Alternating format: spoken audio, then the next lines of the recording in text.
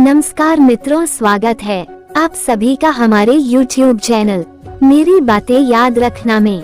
ये कहानी है एक गरीब लड़के सोमू की लाचारी। तो चलिए हम शुरू करते हैं। वीडियो की समाप्ति तक बने रहना, कहानी पूरी तभी समझ में आएगी आपको। चलिए शुरू करते हैं। सोमू एक बहुत बड़ी फैक्ट्री में काम करने वाला मजदूर था। हैसियत से बेशक वह मजदूर था, परंतु उसका आत्मविश्वास बहुत दृढ़ था।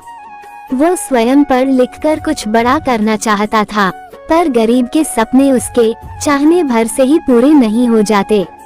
गरीब के सपनों की कीमत भी बहुत बड़ी होती है, जिसे चुका पाने की न तो उसकी सामर्थ्य थी और न ही परिस्थितियां उसके अनुकूल। छोटी उम्र में ही पिता के स्वर्गवास के बाद माँ और 4 बहनों की जिम्मेदारी। इन हालातों में उसके लिए अपनी पढ़ाई जारी रखकर हौसलों की उड़ान भरना संभव नहीं था।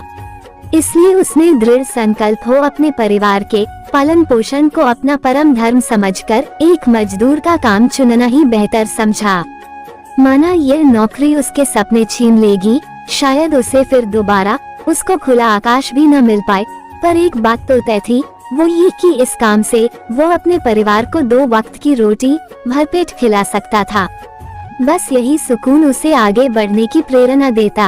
मजदूरी करते करते कब उसके जीवन का वसंत पतझड़ में बदल गया, उसे पता ही न चला।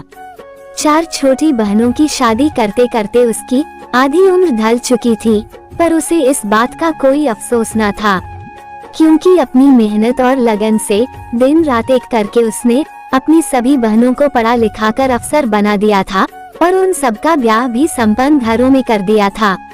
अपनी बहन की कामयाबी और उनके खिलखिलाते चेहरे देखकर उसे लगता जैसे उसने अपने सपनों की उड़ान भर ली। कोई और लालसा अब उसके जीवन में शेष न रही, पर माँ का दिल तो माँ का ही होता है। अपने बेटे के इस त्याग पर वह उस पर बलिहारी जाती और हमेशा उसे अपना घर बसाने की सलाह देती, पर वह हमेशा बहनों की जिम्मेदारी की बात कहकर टाल जाता। पर अब तो वे भी अपने अपने घर चली गईं, अब किस बात की फिक्र। मौका देखकर आज माँ ने फिर एक बार सोमू से उसकी शादी के बारे में बात की। बेटा सोमू, बेटियां सब अपने घर बार में रच बस गई हैं। वे भी अब ज्यादा यहाँ आ जा नहीं सकती, उनके जाने के बाद हम दोनों ही रह गए। तू भी मजदूरी पर चला जाता है, मैं सारा दिन घर में अकेली रह जाती हूँ। मेरा शरीर भी अब जवाब देने लगा। अकेले खुद की देखभाल करना अब मेरे बस की बात नहीं रही, और फिर मुझे कुछ हो गया तो तू बिल्कुल अकेला पड़ जाएगा। इसलिए बेटा मेरी बात मान और अपना घर बसा ले, मुझे भी घर में किसी का सहारा हो जाएगा। बेटियों के जाने से जो हमारा आंगन सूना हो गया, घर की रौनक चली गई, वो एक बार फिर लौट आएगी। बहू के आने से यह आंगन फिर से हरा भरा हो जाएगा। पोते पोतियों की खिलखिलाहट से मैं एक बार फिर जी उठूंगी। माँ ने सोमू को समझाते हुए कहा। ठीक है माँ, जैसा तुम्हें सही लगे, सहमति देते हुए सोमू ने कहा। बस फिर क्या था, माँ ने जल्द ही एक गुणी लड़की सोना से सोमू की शादी की बात चला दी। हालांकि लड़की ज्यादा पढ़ी लिखी नहीं थी, पर मेहनती बहुत थी। 4 बहनों को भाई की शादी का निमंत्रण देने माँ खुद गयी, परंतु 4 ने टकासा जवाब देकर माँ को लौटा दिया। उनका मानना था कि एक मजदूर की शादी में जाकर वे अपना रुतबा कैसे कम कर सकती हैं। समाज में उनके पतियों का अच्छा नाम है, उनकी खुद का भी सोशल ग्रुप है, अपनी पहचान है। इस शादी में जाने से समाज में उनकी हंसी उड़ेगी, इसलिए 4 ने इस शादी से किनारा कर लिया। बेटियों के इस व्यवहार से माँ आहत थी। जिन बहनों के लिए मेरे बच्चे ने अपनी जिंदगी, अपने सपने बिना सोचे समझे कुर्बान कर दी, उन्हें आज अपने भाई की शादी में सम्मिलित होने में भी शर्म आ रही है। छी, कैसी ओछी सोच है ये। उन लोगों को एक बार भी अपने भाई के त्याग का एहसास नहीं, बस अपनी झूठी शानो शौकत की परवाह है, जो कि मेरे सोमू की बदौलत है। वो अगर इनके लिए कड़ी मेहनत करके इनके सपने पूरे नहीं करता, तो क्या आज ये इस तरह की बातें कर पाती। गलती मेरे सोमू की ही है, जो उसने अपनी इन स्वार्थी बहनों के लिए अपना जीवन झोंक दिया। सोचते हुए माँ कब घर पहुँच गई पता ही न चला। माँ को इस तरह निढालसा देखकर सोमू चिंतित हुआ। माँ तुम्हारी तबीयत तो ठीक है या किसी ने कुछ कहा? माँ में सच बताने की हिम्मत नहीं थी, इसलिए सोनू को कुछ नहीं बताया। नहीं रे, बस थोड़ी उम्र हो गई न, इसलिए थक गई जल्दी, और कुछ नहीं। जल्दी शादी का दिन भी आया और सोनू की शादी हो गई।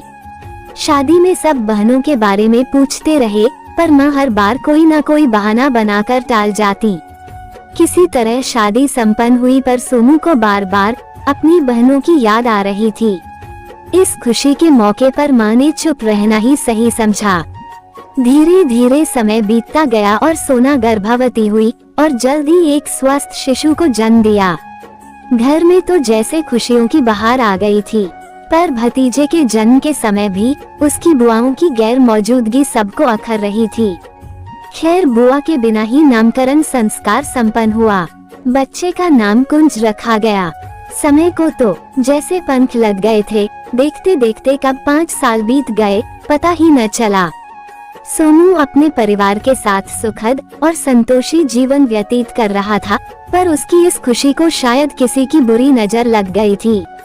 एक दिन अचानक स्कूल से लौटते समय कुंज सोना का हाथ छुड़ाकर तेजी से सड़क की ओर भागा और एक कार से टक्कर खाकर लहूलुहान हो उठा। आनन फानन में सोना उसे लेकर अस्पताल पहुंची और डॉक्टर से जल्द इलाज शुरू करने की गुहार लगाई। साहब देखिए न, मेरे बच्चे को क्या हो गया है, कितना खून बह रहा है, आप जल्द से जल्द इलाज शुरू कर दीजिए। जी, आप पहले अस्पताल की सारी औपचारिकताएं पूरी कर दीजिए और पैसे भी जमा करवा दीजिए, तब तक हम ऑपरेशन की तैयारी करते हैं। तब तक सोनू भी अस्पताल पहुंच चुका था।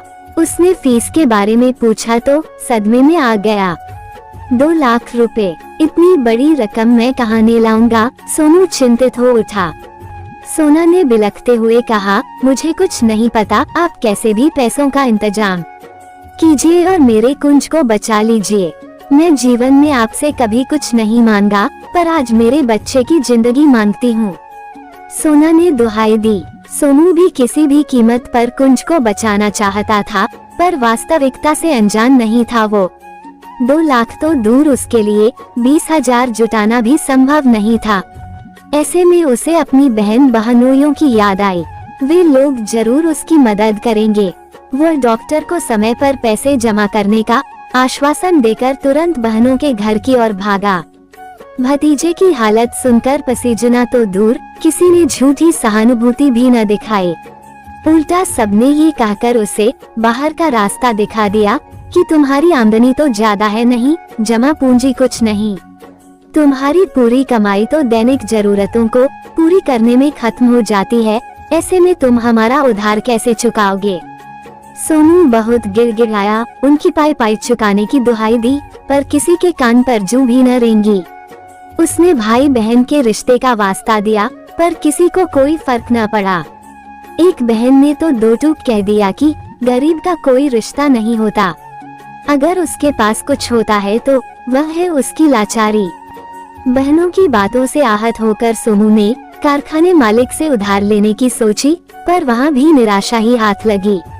पैसों के इंतजाम के लिए भटकते भटकते पूरा दिन बीत गया, पर उसके हाथ रीते ही रहे। निराश होकर वह अस्पताल लौटा। डॉक्टर से ही अपने बच्चे की जान बचाने की भीख मांगी, पर सब निरर्थक बेअसर रहा। उसकी लाचारी देखने वाला कोई नहीं था। समय पर इलाज न होने के कारण वह कुंज को न बचा सका। आज उसे अपनी बहन की बात शूल की तरह चुभ रही थी। अपनी संतान को न बचा पाने का अपराध भाव उसे अंदर ही अंदर कचोट रहा था। आज उसने खुद को जितना लाचार महसूस किया, उतना तो अपने सपने बिखरते देखकर भी नहीं किया था। अपने सपने टूटने पर भी अपनी बहनों के सपने पूरे करने का संतोष और खुशी थी उसे। पर शायद आज उसे समझ आ गया कि गरीब का सच में किसी से कोई रिश्ता नहीं होता, उसका तो सिर्फ लाचारी से नाता होता है और आजीवन वही उसके साथ रहती है। रिश्ते नातों का असली मतलब शायद आज उसकी बहनों ने सिखा दिया था। दोस्तों, ये कहानी कैसी लगी? कहानी अच्छी लगे तो शेयर जरूर करें, और अगर हमारे चैनल पर नए मेहमान बनकर आए हैं तो चैनल को सब्सक्राइब जरूर करें और कमेंट करके जरूर बताना कहानी कैसी लगी आपको। धन्यवाद।